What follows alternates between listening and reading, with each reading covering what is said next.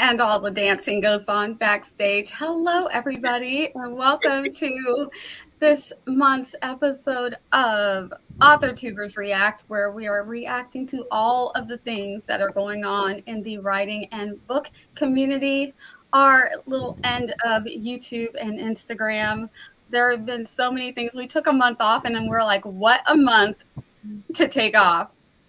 Everything is happening. Well, I feel like anytime you think it's over, it's like, no, there's another like dumpster fire happening on Twitter in writing and like publishing stuff. Yes. And it's more just like, shoot, I forgot to make popcorn this time around. It's not like there's always something happening. It's just whether or not you're ready. Yes. Right. Are we ever really ready, though? I was about to say the same thing. Yeah, no. Like something bad is coming. Who knows what it is? It's always surprise. So, I mean, we've had everything from Simon & Schuster, Penguin Random House going on, whatever is happening with Barnes and Noble. Like, I have so many thoughts about every topic today, and people need to interrupt me. I give you all permission to interrupt me. I drugged my sick body. You said that. To be here for all these topics. I was over my dead body, am I missing this? So, live from my couch. So your body was like, challenge accepted. Exactly. Halfway there. Yes. It was like, you know what? We'll see. Yes. I mean, there's stuff going on with TikTok and people trying to doing BookTok, making book sales like insane. What's happening? Like, oh my goodness. And then Amazon, we actually got a little bit of good news for self-published and indie published from Amazon doing a 180. Thank you on that. So we'll talk about Amazon. And of course, indie versus self-pub, the stigma, that's back again. Like, we can't kill the stigma no matter how hard we work. So we're going to talk about all of these things. It's someone's favorite song, and they just like push the button in the jukebox. On repeat. Play it again. It's like we haven't had indie and trad pub going against each other in a while. Let's bring that back. It's like, no. I bet. An old favorite. I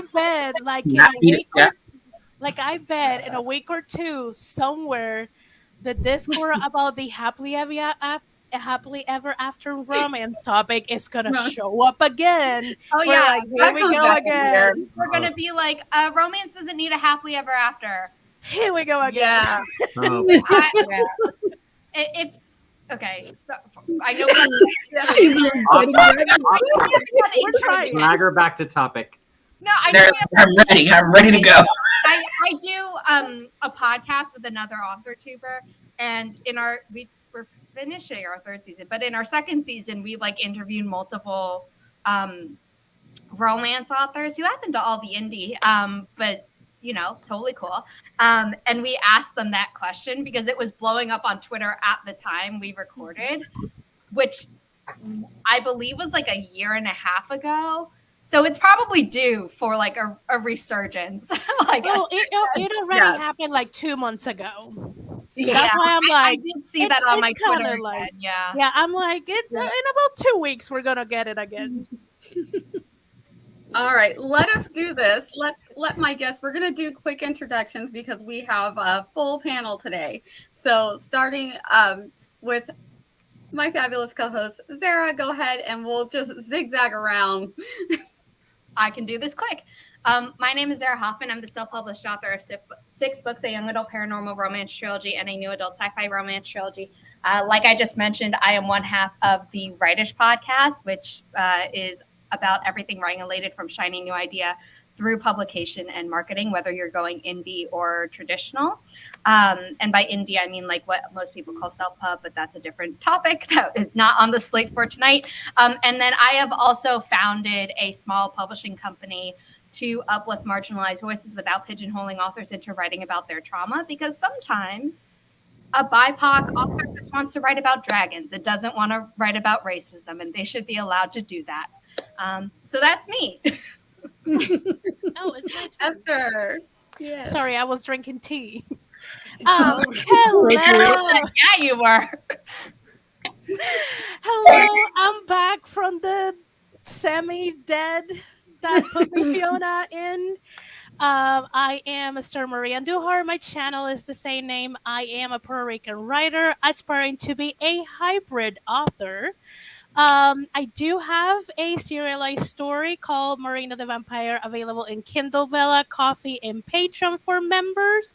It is a paranormal romance, enemies to lovers, soulmate, fate trope. So if you like that, and it's slow burn, guys. I don't believe in enemies to lovers, quick falling in love. It's slow burn. We gotta get them to like each other. Appropriately. So we gotta wait looks for them to get together. Is that what you're saying? Okay. Slowest of burns. Yeah. Well, Charliee. the question is if this is a trilogy or not. Or It is a serialized story, so it's okay. gonna be as long as it wants to be. Well, it's kind of like It could fanfic, go on where and on. you get to Yeah. the end of a story and you're like, this could have been 6 different books, Yeah, but it's one thing. yeah. It's just an ongoing. so Yeah. we're gonna have to wait a long time for them to get together. Sounds like a vibe. I love it. Yes. The only thing that I can Charliee, say let is that everybody they know are who you right are. now Oh, wait. in the same space. There you go, Charliee. Well, that's good. That's the beginning. Charliee, let Yeah. everybody know who you are. Right. My name is Charliee, and I sometimes write, and I do a lot of journaling. And yeah, that's just me. Awesome.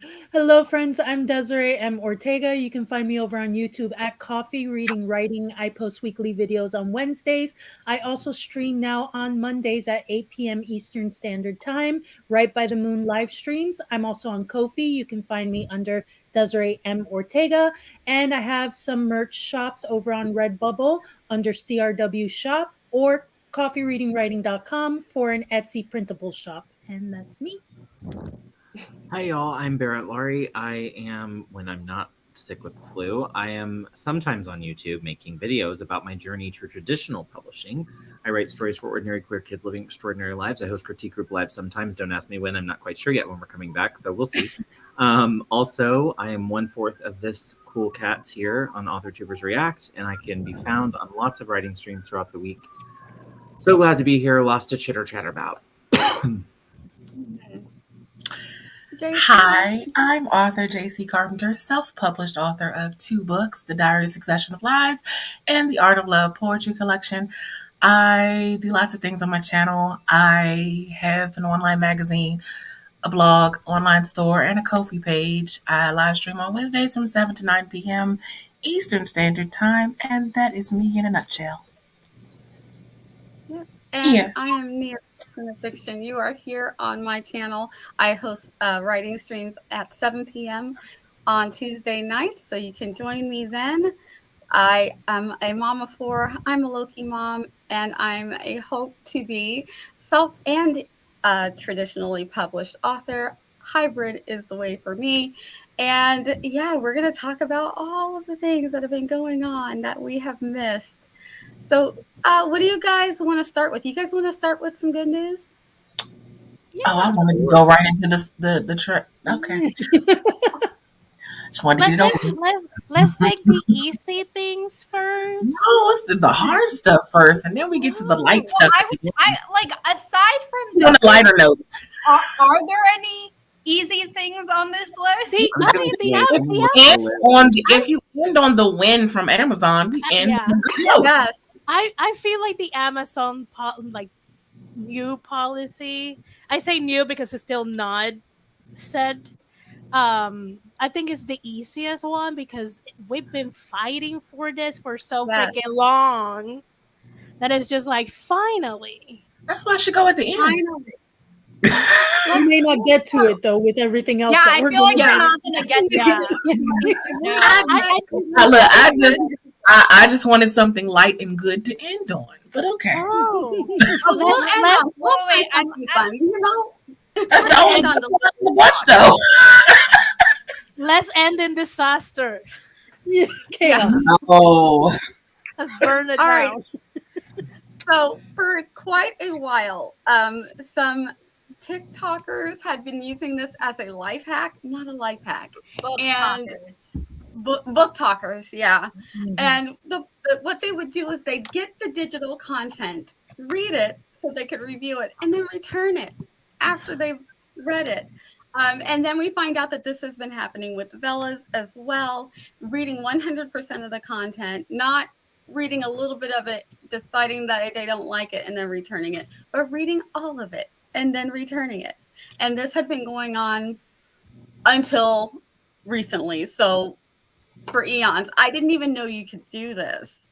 I thought I just assumed it was that once you got to a certain point that it would no longer be returnable. I don't think you can return digital music. I don't think I've ever tried. So what do you guys think about this change? Finally, Yeah. Finally. like, it's still a product. It doesn't matter if you don't actually physically, I didn't want it to pull this one, but it doesn't matter if you have it actually. It's still a product. It's still something that took months at the least, years at the most to do. A lot of money, whether it's self or trad, a lot of money behind it, a lot of people work on it. You should pay for it. It doesn't matter if you reach the ending and you didn't like it and you're going to return it because you didn't like the ending. That's a you problem, not the author's problem. The last, so I don't know if it's completely been overturned, but I saw, the last thing I saw like 2 days ago was that you can't return after 10% anymore, which is so much better. Yeah. Yes. But if you buy a book in a bookstore, you can't return it. So Right? it's like Yeah. it's better, but it's still.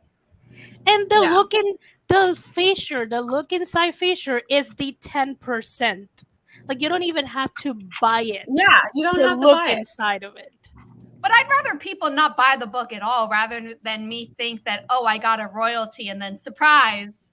Just kidding. Yeah, you don't snatch it away. Yeah, that's still going to be hard. But I think at least knowing that they didn't read more than 10% will at least make the artist feel a little bit better about that money that's being taken back, that at least they didn't get to consume the entirety of the thing. But yeah, I always do the look inside, like if it's an audio, you get to hear the first few minutes. If it's a digital book, you get to read the first few pages. I always do that. If it's a writer, I don't even use look inside anymore, but that's just because I found people, like, thanks to Authortube, who, like, I know if they recommend something that, like, even if I don't love it, I'll enjoy it enough that I'll read the whole thing, or I'll finish it and I'll be like, I have critical thoughts, but it's not ever going to be like, I'm DNFing this. And even if I did, I'm returning the book. I've DNF'd books that I just didn't return because, like you said, Zara, you don't get a physical book from Barnes and Nobles and then come back a few days later and be like, "Hi, I didn't like it." Yeah. They're gonna look at you like all tabbed up. Yeah. Even if it's not tabbed up, if they see a little bit aware or a significant amount time has passed, you cannot return it. Doesn't matter if it looks pristine. They're not going to get it. You're not going to get your money back. And the idea of returning it, period, I just don't understand how someone thinks that that's... A retailer is not a library. Libraries are important, and we should save our libraries, but they are not the same thing. Yeah. And we want our libraries to stay in business. So if you want to read and return, use a library. You're not close to it. Almost all of the libraries have access to a digital one. Yeah, it's so much easier now. Yeah. Let's see. I'm trying to read through some of the comments while you guys are chatting. I like this one. Here we go. Elise says it's more than a loss of a royalty. Author still had to pay for the delivery fee portion of the royalties, so they were paying to get screwed over. Yeah, and that's unfortunate. So hopefully that this is helpful, and I feel like this might be one of the cases where enough people were loud enough, because Amazon does have discussion boards for their writers. So I'm hoping that this was a case where people were emailing and that that the voices were actually heard, and they decided that, okay, let's see if we can make a compromise at least here and make it a little bit better for If writing. I remember correctly, though, I think some people on the traditional side of publishing were also tweeting about it. It wasn't just indie authors. If I remember, I think I saw some like agents at the very least.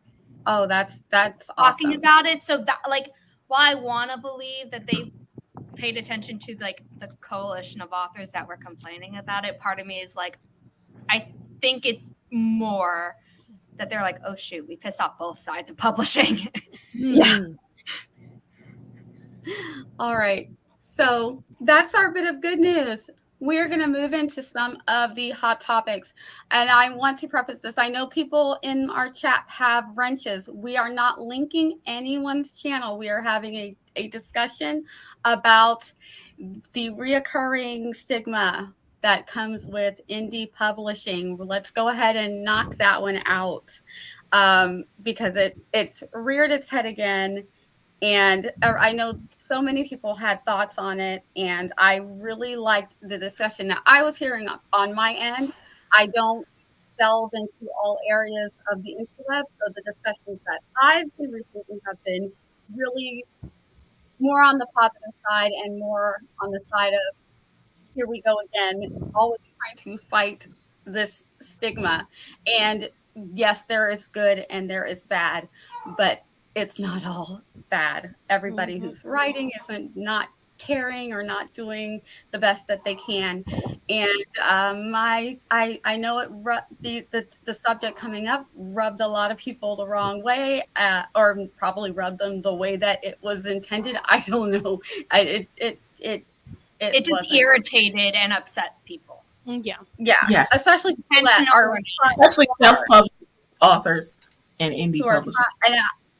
The time that I have been in the Authortube side of YouTube, I have seen people just working so hard, getting critique partners and beta readers and paying for editors and looking at it again and pulling it back and re-editing. So to hear that people don't think that they're really working hard, putting in the effort, trying to make the best product that they can afford to make, is just like mind-blowing that we're still here again. It's like, here we go again. Yeah. But I know a lot of people had some thoughts. Jessica Williams made a great video. I enjoyed the video that Jessica Williams made addressing Williamson, sorry. Yeah, Jessica Williamson, she's in our chat today. I enjoyed the video that she made, kind of like parsing out some of the misconceptions that, with Indie Pub and Trad Pub. And also JC made a great video. And those are the only videos that are linked. And Madeline James also made a great video about the differences between the two. Yeah, and I will link her video in the description later. Other than that, do not put anyone's videos in the chat. We are not. Can we just take a real quick second? We're here to discuss. Let's real quick put Haley's comment up on the screen because let's just call it what it is. So we're talking a little bit around Haley's video. Let's put it up on screen now. It's the second from the bottom. And it's just definitely agreed me. I tried to make that clear in my video, but unfortunately that didn't come across. I think a lot of us, Haley, who have ever made content have absolutely made stuff that we put up. And after it's up, we've gone, oh, crap, that didn't quite land like I meant for it to. And what I had said privately to folks when they talked about this with me was that I think that probably it didn't land the way it was intended. So I don't think, so first of all, as we have this discussion, don't think it's all directed at you or your video. The discussion is going to be hardware and about the differences between the two. Your video itself did start the conversation, but it happens cyclically. So, I mean, that's not just the you thing, right? So if there are hurt feelings, we'll work through them. That's what we're here for. And, absolutely, you know, we're not attacking anyone. No. And again, we want to reiterate, this is about the topic about the misconceptions of trad pub and self pub. It's not about anyone in this specific. We're not attacking anyone. Any of the people that made a video about this topic now or before, this is not an attack to you. It is about clarifying the misconceptions, and hopefully the cycle of this conversation will take a longer time to resurface, because honestly I think it's gonna resurface again. It's just I hope it Oh, takes yeah. a couple of years. It won't. Just No. give us a couple of years. Haley made another comment. 627. I just thought. All right. Yes, thank you.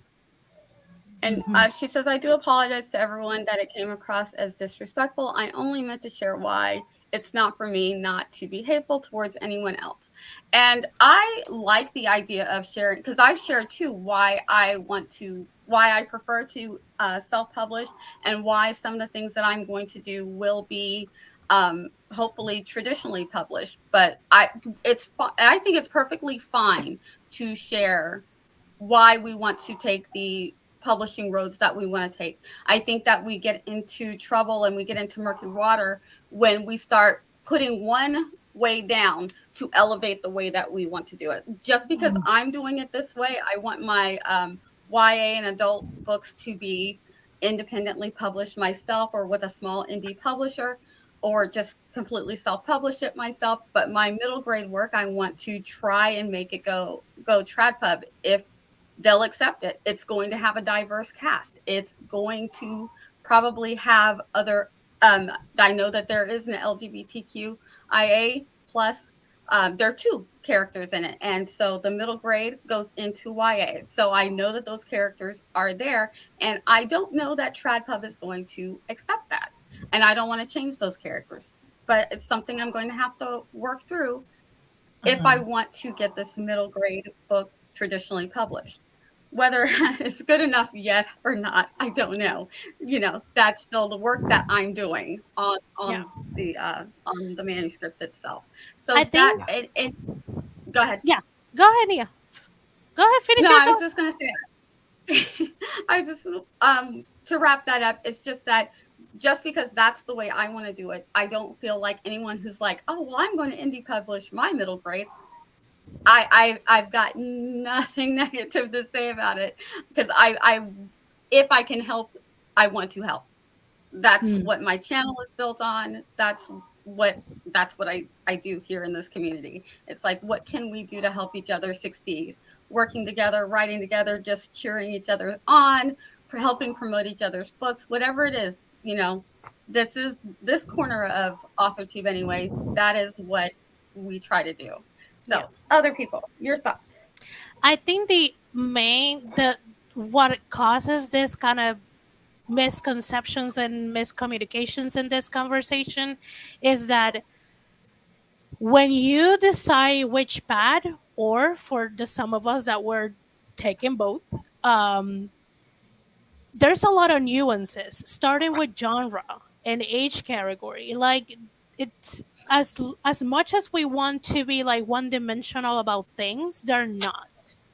Right. And there's, as much as a dumpster fire that TradPub is currently and has been for a long time, they still reign in a lot of genres and age categories. And the same thing can be said about self-pub, indie pub. It's just a matter of what you want your brand as an author be, and then you choose from that. And I wish people who want to approach this topic about what's the path for them will do it as this is what my brand, this is what the type of books I want to do, and this is why this path is for me, and stop there. Like, the comparison between doesn't help your case or anyone's case. Can I say something quick? Yeah. Okay, I won't go off. Go I ahead. promise. I do think that there is still the misconception that if you do traditional publishing, you don't have to do your own marketing. Something I learned in my traditional publishing master's program that even I didn't know is that most author tours come out of the author's pocket. That is, but at the same time, the assumption that traditional publishing doesn't care at all about your marketing if you're not a big moneymaker is so hurtful and harmful to the teams of people who work in marketing. And that may be me at some point. And it's people are in publishing, except for the CEOs who like were normally already rich and then bought the company after it started making money. People are not in publishing to get rich. It is for the love of making stories and having a hand in it, things like that. And then also, I think some people think that editing somehow goes smoother in one version or another. As the author, you get to decide what changes you make. Like no one can force you to make a change, whether you're hiring a freelance editor because you are self-publishing or doing indie publishing because you've hired a freelance editor. So technically that's what it's called the moment you hire a freelancer.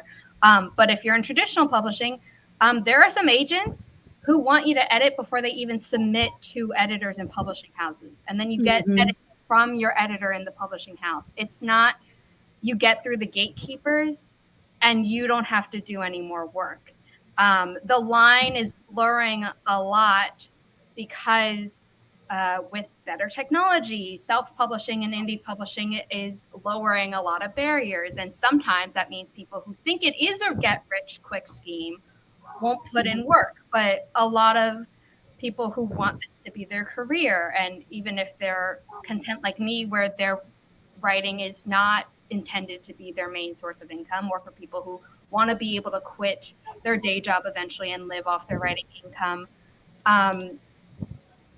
they are taking the time to put in the work. At some level, you have to treat it like a business, a small business, even if you never like create an LLC or anything, although that's taxes and messy no matter what.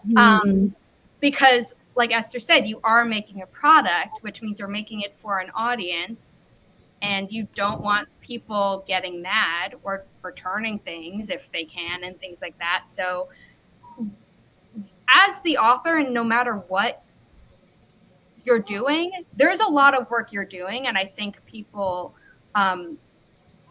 unfortunately aren't aware of that. So they think what's a con in one is a pro in the other. And it's like, no, that exists in both columns. Yeah. Yep. Yeah, the work that you're going to have to put in is equal amount, because also this is a business. And at the end of the day, if you're also not producing your side of marketing and trying to further bring attention, you may not be guaranteed any more offers after that as well. So you have to do your part, even within traditional as well as self-publishing. And another thing that I wanted to, a lot of people look at indie publish so they can, and this is a little bit, it comes a little bit with the rapid release strategy. And a lot of people think that everyone who indie pops very quickly. And that is not true. And essentially it's the same thing with everyone that trap pops, not necessarily trap pops low. Like there's a lot of books that have been acquired, edited, and passed through all the necessary steps in like 8 months. That is Nora Roberts finishes 4 books a year because she has her system down pat. Yeah, and most likely her publisher does have their system down too. So once you have your machine once you have your machine well oiled, doesn't matter if it's trad or indie, you can be as fast or as slow as your own like process allows you. These were like 1 a year. I actually think I took a year off because things, I don't know, life just got in the way. This was every 3 months. And I happen to be writing and publishing them in that order. I don't recommend that. I think a lot of people who do rapid release in our indie are like, oh yeah, I'd rather sit on all of them and then just do it. So I'm not worried about the writing and the editing in addition to the release, which is the smart thing to do. And I didn't do it. But just because something is coming out on the publishing end super fast does not mean that it was produced quickly. Right. Yeah. Mhm. And Let me catch I Go ahead, Esther. No, I was going to catch a couple comments, but go ahead and finish. Yeah. Just Yeah. quickly, so to kind of like go to the wrap up, I have a good amount of authors here, especially authors that have 2 or more series running at the same time. You're getting almost a book every 2 years per series because they are interchanging their series. You think they're publishing fast because they're putting 1 or 2 books a year technically, but it's not. You as a reader are waiting 2 years if you're just reading one of their series. If you're reading all of it, great. You're really banking as a reader. But if you're not, like I'm my favorite series, the next book I think is the final one, doesn't come until 2024. No, not even a season, right? We don't know if it's gonna be a spring, a summer, fall, winter book. It's just 2024, maybe. Mhm. Also, publishers sometimes try and keep their veins a little bit loose because they're scheduling things out 2 years in advance. But like, if a political book suddenly falls in their lap, they want to be able to capitalize on that. Yeah. So that's why they're not making a promise and then breaking it. Yeah, like, and kind the same with I have a couple of indie pub that they are mostly just publishing once a year, maybe once every 2 years, and they stated it very candidly. They're not about rapid releasing. They're gonna take whatever time it takes, and it's just Can I make one more other Yeah. quick comment? Go to the comments. Another thing is the misconception that traditionally published books are better edited, because there are some. And I mean, my favorite author, it's quite a few books of his that I'm like, oh, no one edited this properly. But okay, I still love the story, but it's not edited right. Nora Roberts has some books written as J.D. Robb where I'm like, someone should have probably edited this a little bit better. Whereas you have some self-published books, like I haven't read all of Sarah Cannon, but the ones that I have read, I've not found not one mistake. The flow is excellent, not one grammatical error, and that's a self-published book. So the misconception that we don't take the time to get our books properly edited and checked, that's another thing that, yeah. I know. And And even Morgan says, I wish, hang on, let me read Morgan's. I wish people would realize that both paths are not easy, and that just because you're indie means that your book isn't good enough or you did it to cut corners. Yeah. Exactly. Yeah. I mean, the biggest corner that you caught is the agent. That's Right. the only thing you caught. But it's a lot of work. It's Oh, a yeah. lot Because you of have to work. do everything else. You cut You're out doing everything bureaucracy. yourself. Yeah. Yeah. Yeah. Well, it's some bureaucracy, not complete. Here's the thing. Yeah. What I wish we did, what I hope happens with this discussion the next time it comes around, is I hope that we take the writing part out of it and instead look at it like you would talk about a business. So self-publishing is 100% a business. You're a small business owner from top to bottom. And if you're going traditional publishing, you're more of a contractor. So it's like you're working for a business that's really doing a lot of your work for some of your work for you that you would be doing yourself if you were a small business. If we talked about it in that way, I think there'd be a lot less. Just said a freelancer, like freelancers. Yeah, exactly. But I think The tax form that you get as an author of a traditional publishing house is the contractor form. Yeah. Exactly. Just It to is. be clear. Exactly. That's not You're not getting a W-2. No. But that's the point, right? And so I think if we talked about it that way, there'd be a lot less hurt feelings, because there wouldn't be as much room for things like generalizations about what is and isn't good, or I didn't like, or which by the way didn't just happen in Haley's video. So Haley, do not feel like all this is coming at you. By the way, you do not have to apologize for all these The statements. stigma that's been around for a long time, Over and over and over. It's Yeah. just like, Stigma for a reason. Yeah. right, it's kind of the same. So I think if we talked about it from that business perspective and outside of the writing part, it wouldn't cross that line. The other little thing that I would say that I have noticed about this conversation when it comes round and round is sometimes it comes from a place of not being as close with other creators that do the thing, like coming into the zone for some events and some bigger things, but not really leaving your own ecosystem so much. And so then maybe you're not aware of what some other folks have going on or are doing. And so then maybe you aren't aware of what you might say that could step on someone that you care about's toes, right?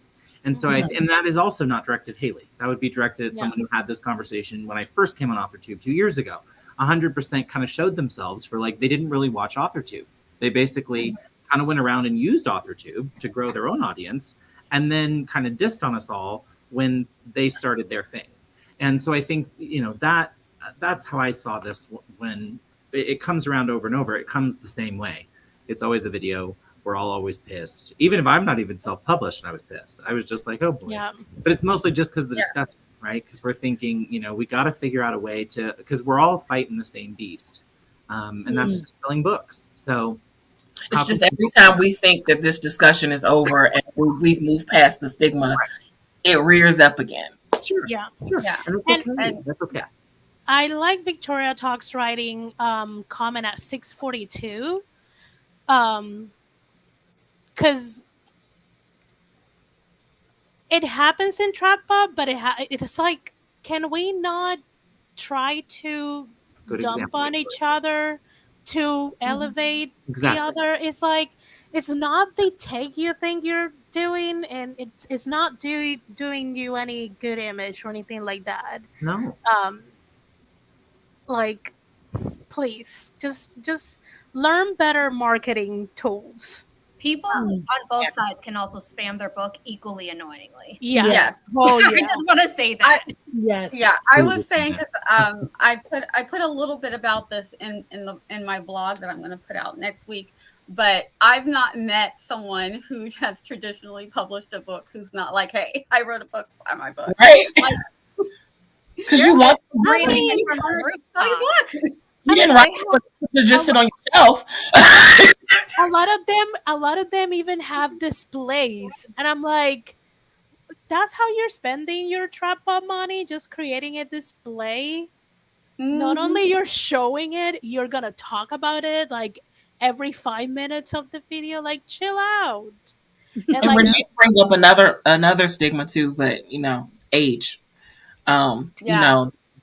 Being past a certain age, you're not, Oh, that's a good one too. Ageism and colorism and truth. Yeah, all of the isms. But Esther, as you just said, that is another reason why sometimes self-publishing does have to be a route for marginalized authors, because traditional publishing has a cap. They only take certain number of people per year, and they only take certain number of minorities. But to that, I'm gonna say, we have to stop telling marginalized people that's the route they're gonna take if Trap Pub is taking too long, because that is a privilege talk.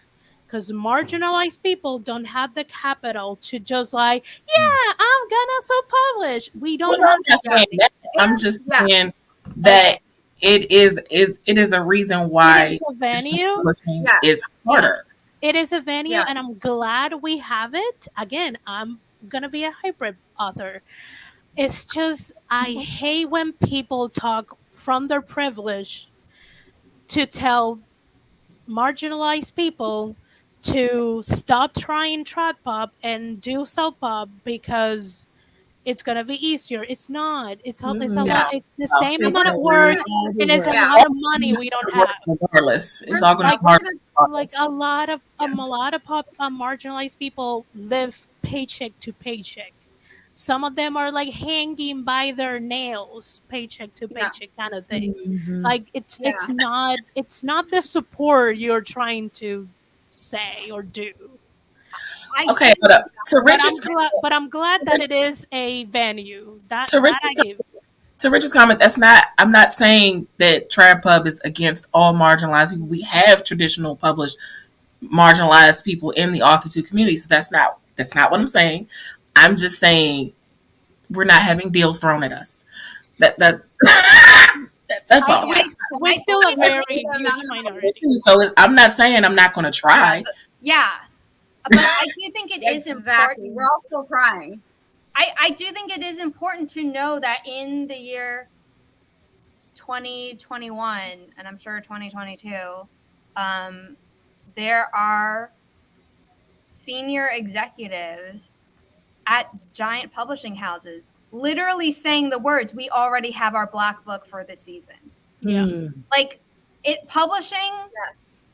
like America, is not a meritocracy that they say it is. There's so much bureaucracy and entrenched racism, ageism, other prejudices, and things like that. And when I said earlier that if you're self-publishing, you're foregoing bureaucracy, it's because you're not having people above you tell you what to do, but both are still stuck in capitalism and the way that capitalism exists within America and all of other society's problems. And I'm saying America because the big five are mostly in America, because even the Canadian publishers have giant headquarters in New York City, because of, that's where a lot of agents are, that's where a lot of editors are, and things like that. I'm not saying that publishing only exists in America. Most of the bigger book festivals for the publishing industry are actually in Europe and things like that. This is not a stupid America first thing. But that's what I meant about the bureaucracy but capitalism. Woo. Mm-hmm. I want to kind of I wanted to. Yeah. I think Barrett wanted to say something too. But I wanted real quick. I just wanted to say, for ahead, Haley Barrett. said this comment at 5:47 about, I'm really happy this conversation's happening. Me too, Haley. And 100%, nothing about your video changes how I feel about you. I loved working with you before. I'm going to work with you again. I love you for showing up here and not being afraid to chit chat. We were going to wait until the end to talk about yours, but I was in private chat like, we're not going to make this girl sit and wait and chat for 2 hours till we get to this topic. So Band-Aid ripped off. Thank you for showing up. And everybody, thank you for being respectful and talking to one another. This week, we have seen amazing things, and I'm so impressed by AuthorTube, from donations to Esther from Hurricane Fiona to help with doll Cecile Runo getting her computer last year.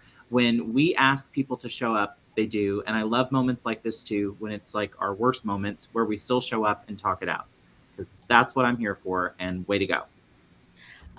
Quick before we change topic to what Richard said, that we should stop telling marginalized authors that the system is against you. It's not to push them down, is to actually let them know these are their realities. Don't come with rose tinted glasses into it, because it's gonna really rip your soul. And a lot of people had stopped writing because they didn't know the realities of it.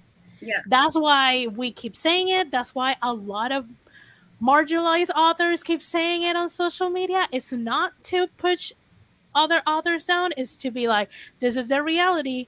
Come to it with wide eyes open and like look at it right smack in the middle and tackle it. Like, don't let it get you down.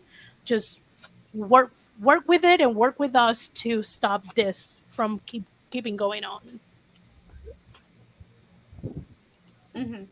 Yeah. And I think also to a little bit of that point and the earlier point, like, if for people, when you're talking about the privilege of it, if you are trying to get traditionally published and it's, you're a marginalized person and you're writing, the people in your book are marginalized, but they're not necessarily marginalized it's about the trauma.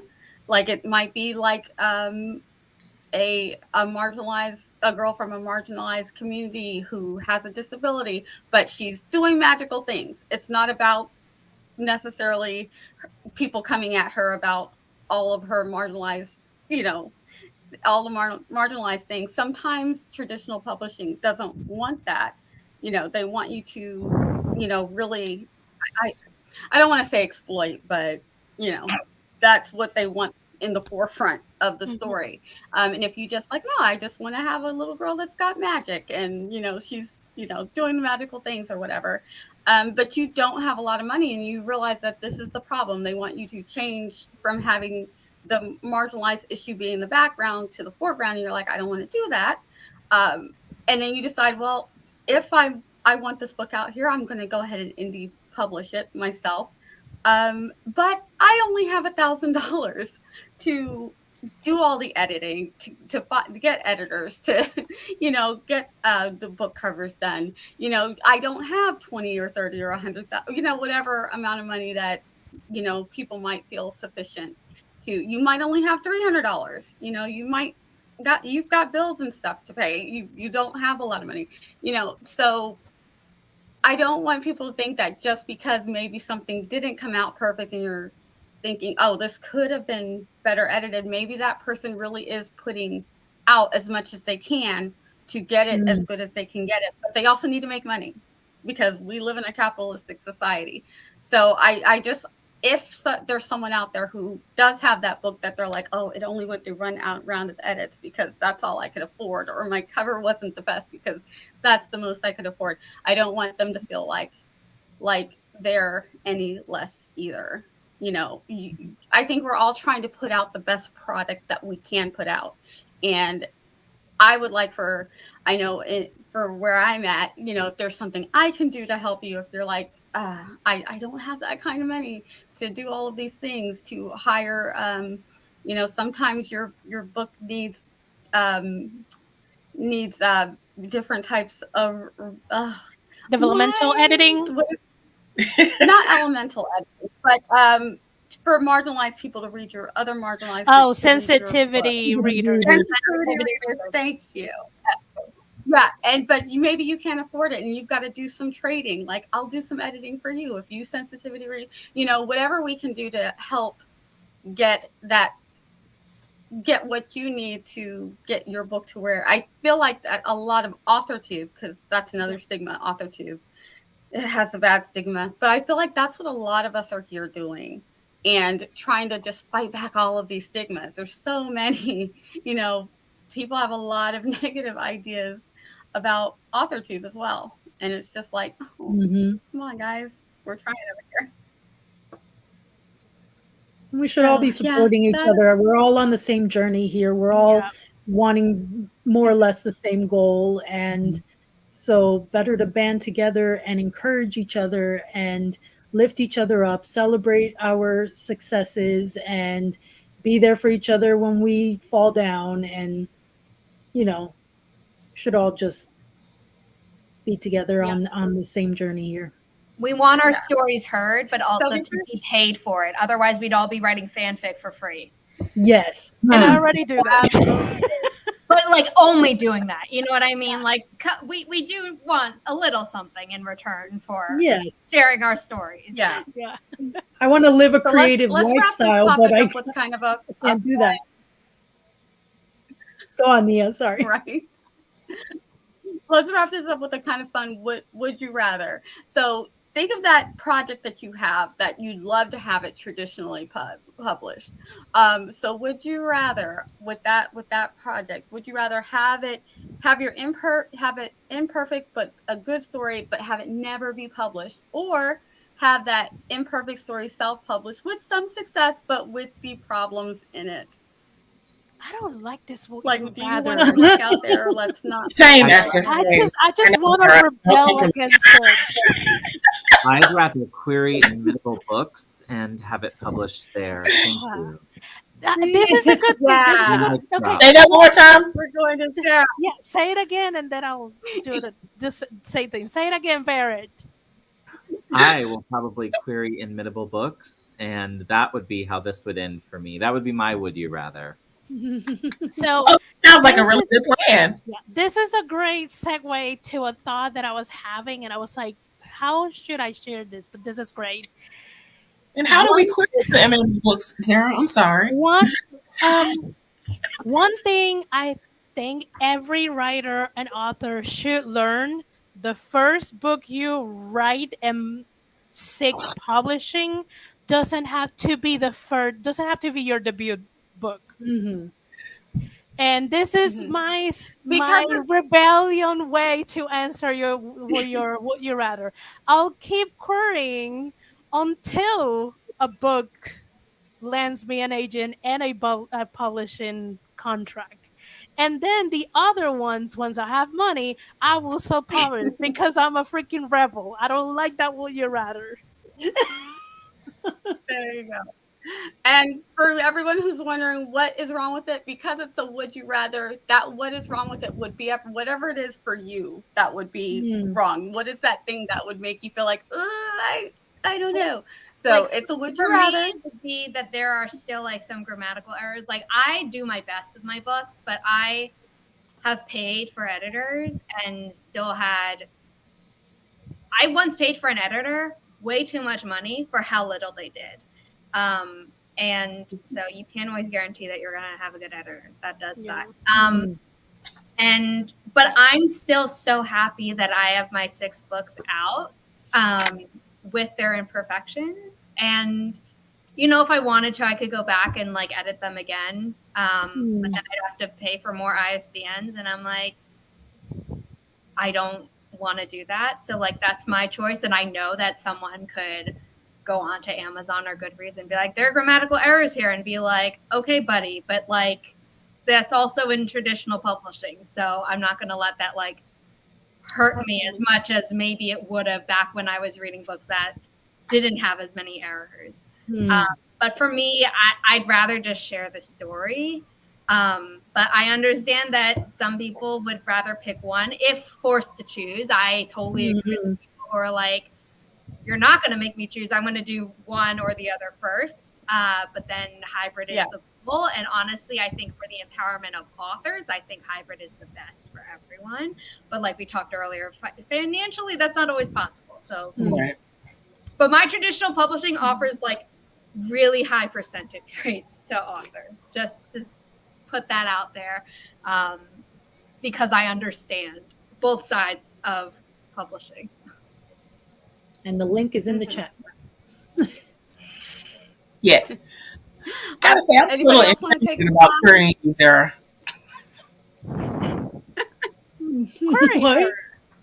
I said I'm intimidated about querying her. No. Okay, first of all, I want to be clear that, and I've said this on past Authortubers React, and Mia and Barrett and Charliee are probably sick of hearing me say this. And author JC, you've been on screen enough times too, where I've said this. I have read queries that are clearly first drafts and should not have been submitted. Morgan is too. And then I hear about people's stories on Authortube. People have been brave enough to submit to, you know, query CGL, and like, you know, when people were submitting, Kelly and I did a Write-ish query. Why is my phone going off? Oh. My mom's asking me if I want dinner. We did a query critique live stream, and those were so much more polished than some of the things that went to very established literary agents. And it's like, wow, if they still have to deal with that, you know, but I would so much rather see something from someone with imposter syndrome, which sucks for the person because I know what imposter syndrome feels like, but I promise you that you're not going to be anywhere near the worst thing that I've read, but not even for myself, but like when I was employed by someone else, and where I was just like, this isn't even to the right agent, delete. Or this isn't even the genre that this agent does, delete. Or, wow, you have clearly never looked at anything on research of how to write a query. Because like no one here on screen or in the chat has done zero research. You're gonna be fine. I just want to let you know that. Let me tell you why, though. I think it's because she knows you. Yeah, thank you. There you go. It's because rejection hurts enough when it's from someone, a total stranger that knows nothing about you or anything you do, but from someone you know and respect, and you know, hold. Y'all respect me. Of course we do. I don't know why, but thank you. You know, and most of y'all on screen know that I'm very critical about my own work. So it's the thought of having someone I know tell me it's not good enough. It's like, it's different when it's a stranger. I don't know you. You don't know me. So what do you know about what I do? But to have someone tell you you're not good enough, that But hurt a little more. the good part of that, JC, is that because you know Sarah, you can breach the short gap between you guys and ask for specific feedback, which you rarely get from I wrote agents. like if I had copy and pasted my email into a Word document, probably 2 pages, which is what I had to write to prove that I could be an editor assistant for jobs, to a revise and resubmit letter that I wrote. And I've only written 1 rejection, and it was because I was confident that I was not the right publisher for it. It was about something that I would not know how to market and was not fair to the author. If I like a story, I will bust my kind of whatever, you know what I mean, to make it a success. It doesn't, to me, I'm willing to put in a lot of work on a story, if that makes sense. Now, like, granted, if it's polished, that means less work for me. If you have errors that slipped through, but I love your story and I believe in it and I believe in you as an author, and I want to use my company, which was built on the foundation of uplifting writers that maybe aren't getting their chance to shine because of broken parts of the system. Like, that's what matters. And also, because you know me, you know that I'm gonna like take care of you and the story. Like, it's not, oh, I'm doing this because I want to make the most money. Like, I want it to be as successful as possible. But I'm not gonna steamroll someone and be like, look, you didn't even pick up that I didn't get to that part. I got to the whole, I just automatically assumed you were just going to reject me and tell me it wasn't good. Bottom line, people, query Sarah. I will say though, and I did make a post on this on the Ko-fi page, is that if you need an advance right now, I unfortunately cannot afford that right now. But the contract model, when I can offer advances, automatically will already have higher percentages for authors than exists. Because I've seen so many traditionally published contracts. But if you go for the royalty split option, then you get an even higher percentage, and you don't have to earn out on something. So that's the SparkNotes version of a very long blog post that I wrote like 3 days ago, because Kelly Wright, who I do writers with, was like, "Are you participating in Pit Block?" And I was like, "I don't have advances to offer people, but damn, these are too good, and I need to participate."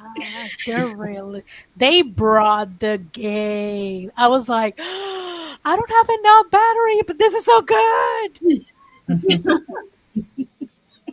And this is a great segue, Nia. To DOJ. Yes. Yeah. Okay. So, and I clicked. Hang on. I made a banner, but I added it to the wrong thing. No. Don't mention that I'm going to get a strike. I did last time. Shoot, I'm sorry.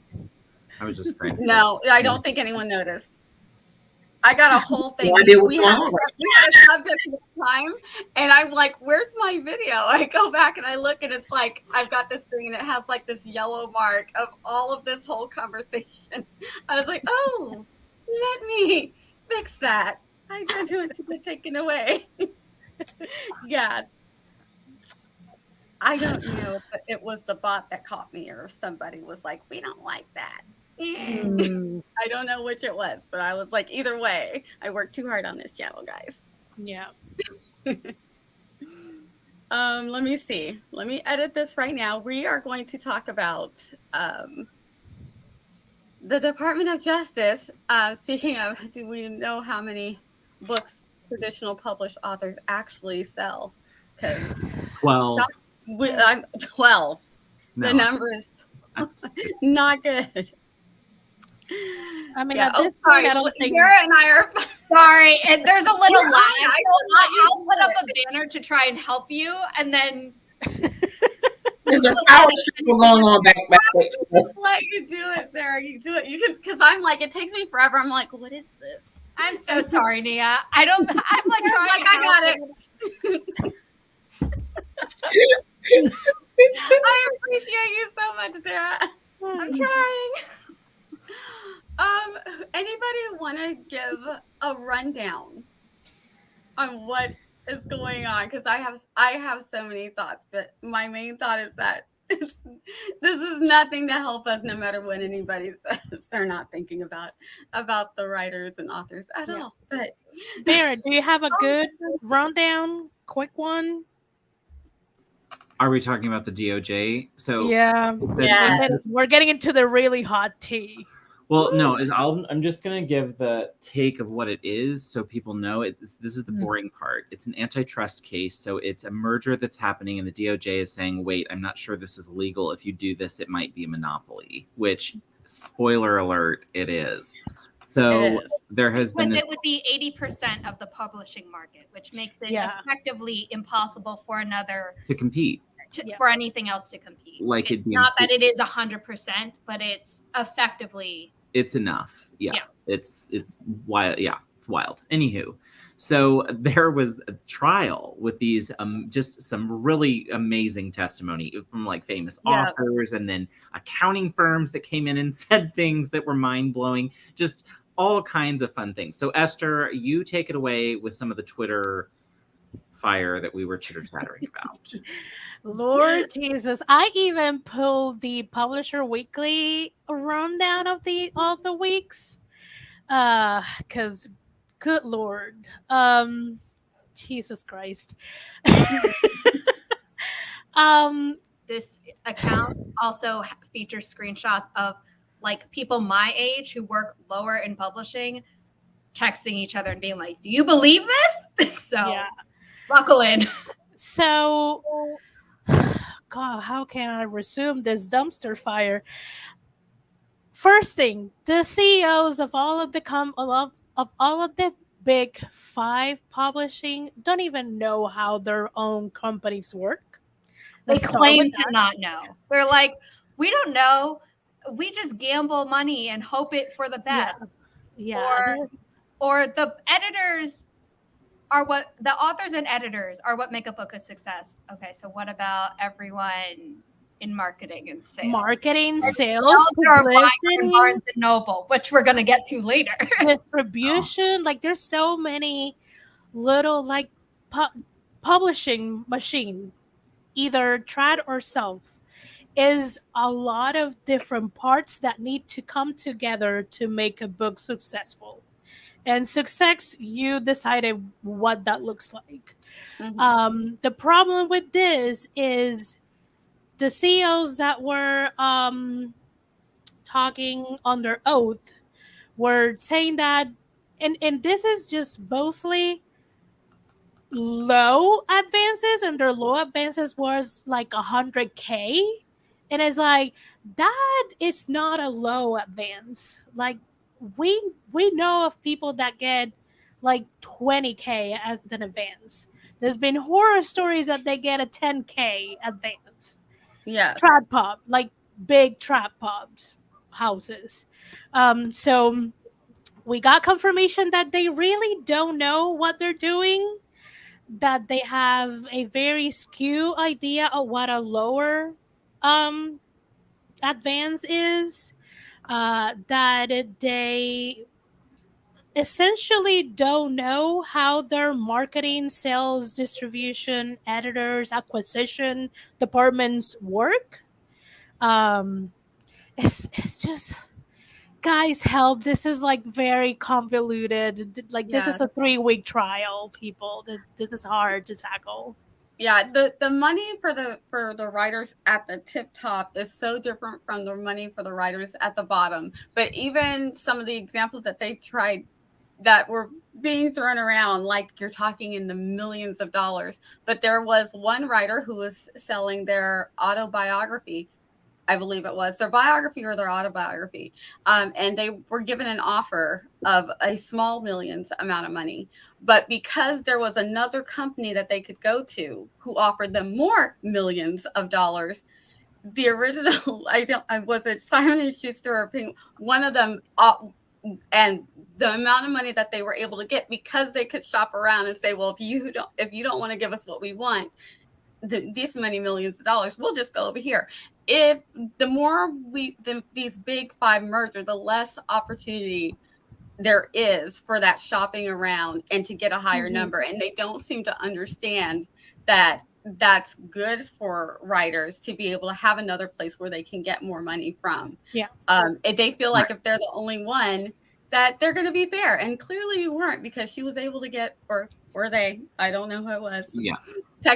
There's theories about who the writer was, but they didn't give a name, so I'm not going to guess who the person's biography was. But they were able to get it significantly more because they were able to go to other publishers. Yep. That goes away. And if it affects them on the scale of millions, the smaller writers, it's going to affect us on the scale of thousands, but it could be to the point where you might get a $15,000 or $20,000 bonus. If there's no competition for your novel, they might offer you two, and it's like $2,000, and you're like, $2,000, but where else are you going to go? Well, and so yes, definitely. That's the main issue is once it gets down to one, then what? Like, we're screwed. But the thing that I think was so disgusting for me, kind of off of Nia's point, was the talking about the discrepancies in some of the autobiographies. Some of those advances were ridiculous, you all, for sales that were also ridiculous, because what I think about when I think about autobiographies, I'm thinking like Michelle Obama. Okay, that sold 1.9 million books in the first year. Some of these others are lucky if they sell 10,000, and they're paying these people $1 million advances. And all I keep thinking to myself is, I keep seeing authors like Lizelle announce that she earned out, or JL announced that she earned out, or some of these other authors of color earning out. And I wonder how many more could we have earning out if there was more of that money to go around for some of these other authors to have opportunities, instead of folks having someone ghostwrite their story. Anyway, because they're not even, which again, nothing against ghostwriting. Yeah. But you know what I'm saying? I'm trying to imagine a world where we really need to pay someone multiple millions of dollars to, tell us their story, and only 10,000 people go buy it anyway. Give me a break. And also, we don't know how big or small their advances were that they were able to earn out. I hope they got really good advances. Yeah. And that their publisher worked their butt off to promote the book. Yeah. But we don't know. We don't know, because there's other authors too that got big advances and they haven't earned out because of how big it was. Agree. So I think the thing that was kind of gross, it was typical capitalism stuff that would have made you sick. So it's lots of not knowing who does what where, not knowing not understanding the mechanics of the business. And it's funny because sitting here thinking, well, I've learned everything I know about publishing on Authortube and Publishers Weekly and Zara. So I'm sitting there thinking to myself, between those three resources, I can put together more information than these idiots are putting out there, making how much per year? So anyway, there was that. There was also the concern that the authors they called to testify were the tippy top, which I wish there had been more diversity among the authors they'd actually had on the stand. I think Stephen King is a great witness, as is shown in the transcripts. However, I think hearing from some mid-list authors and down would have been much more helpful for the rest of us who are hoping to break in. And yeah, I think what scares me is as it gets to fewer and fewer publishers, the percentage of people that will be successful is smaller and smaller, because each one of those top 5 at one point would have had a top person. But as that gets smaller and smaller, there's only one person at the top. So, and then a few little authors beneath, it's like that pie is getting smaller and smaller. So we should try to reject this kind of antitrust issues. You don't have to worry about this in Canada, but here in the States, this welcome to Mark. Yeah. And the other thing that was really problematic is how they belittle their own employees. Like, the work that the editors do, the work that the acquisition departments do, sales, marketing, publicity, like the distribution channels that work with all of these houses to actually put the book on shelf is just, gosh, what?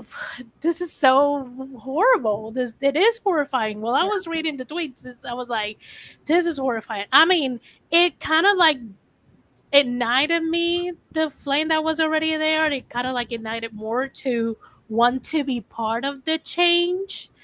But it also was like, gosh, how much do I have to put myself through all of these obstacles and all of these horrifying situations to actually make change? Yeah. You're muted, Sarah. Forgot I muted so people didn't keep eating. Thank you. The problem is also, even when a publishing company hires people who want to make change, even if they're not BIPOC, but maybe they're just younger and are sick of seeing, crusty old white women, men and women, but mostly white men at the top of the pyramid, even though publishing is a female-dominated field, pulling the stuff that they do. It's almost always a hostile environment. So they leave. And then also, I think it was one of the big publishers, but it was imprint underneath the big publisher, which I'm blanking on. So I don't want to accidentally send hate to the wrong big 5 publisher, but it was one of them where they fired their black female editors without warning them. And they found out like in the press release, along with everyone else in the company.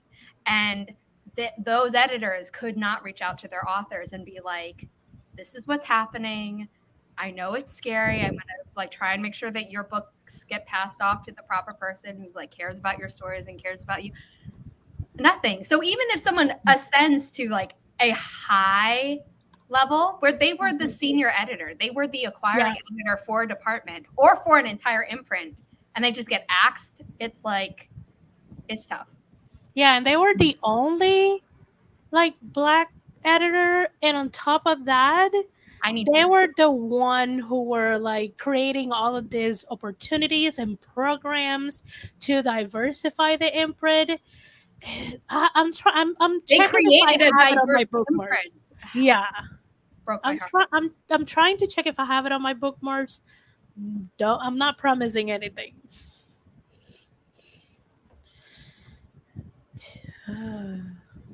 Des, Charlie, anybody else?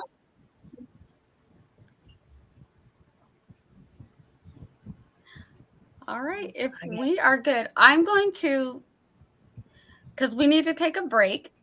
Let everybody finish eating if you're eating, and do all the things that we need to do, because we always take a half-point break. So it's going to be the end of this episode, technically, and then we're going to move it over to Twitch to record the second part. You can join us if you want to be live and you want to have your comments responded to or popped in up on the screen. We are going to talk about TikTok selling books, Lightlark, and how all that came to be. That's pretty incredible.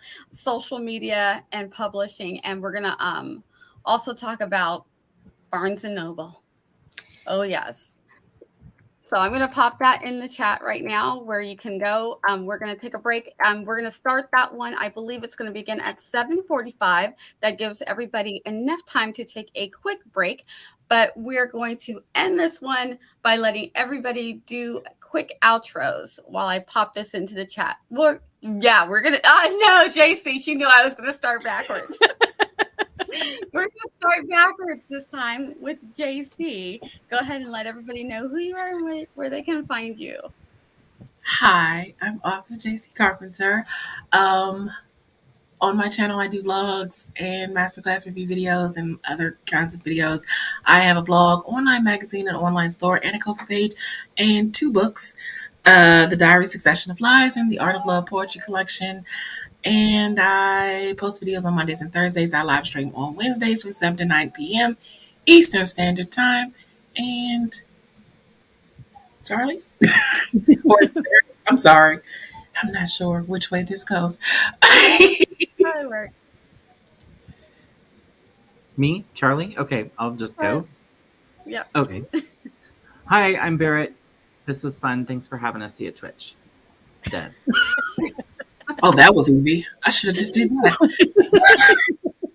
Hello, I used to have friends. a Staples button where you Yeah. would say that was easy. That would be perfect. Hello, friends. I'm Desiree. You Oh can find my me God. over on Coffee Reading Writing. I post weekly videos. I stream Mondays. You can find me on Ko-fi under Desiree M. Ortega. And this was fun. Charliee. My name is Charliee, and I promise I will talk more on Twitch. But yes, this was lots of fun. So see you over there.